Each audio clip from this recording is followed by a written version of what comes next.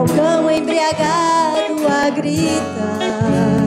Daqui a pouco ele estará lá na sarjeta, pra voltar pra sua casa alguém terá que o carregar. Estou vendo aquela jovem na esquina, aparentando alegria, daqui a pouco vai chorar. E a igreja dentro de 4 paredes, crentes perseguindo crente, se esquecendo de pregar. A seara está madura e os campos brancos, mas são poucos os ceifeiros. Deus pergunta: quem irá? Quem vai dizer: eis-me aqui, Senhor, envia-me, pois quero trabalhar. Não quero estar de mãos vazias, quero chegar no grande dia, com muitas almas para me apresentar. Quem vai o mandamento obedecer e a vontade de Jesus fazer. O grande dia está chegando, Jesus está me perguntando se pode contar com você. Aleluia!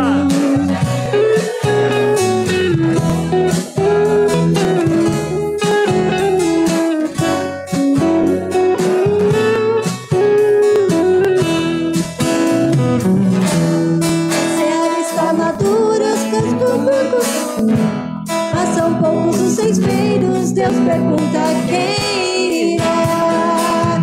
Quem vai dizer: eis-me aqui, Senhor, envia-me, pois quero trabalhar. Não quero estar de mãos vazias, quero chegar no grande dia, com muitas almas para lhe apresentar. Quem vai o mandamento obedecer e a vontade de Jesus fazer. O grande dia está chegando, Jesus está lhe perguntando se pode contar com você. Quem vai dizer: eis-me aqui, Senhor, envia-me, pois quero trabalhar. Não quero estar de mãos vazias, quero chegar no grande dia, com muitas almas para lhe apresentar. Quem vai o mandamento obedecer e a vontade de Jesus fazer. O grande dia está chegando, Jesus está lhe perguntando se pode contar com você. O grande dia está chegando, Jesus está lhe perguntando se pode contar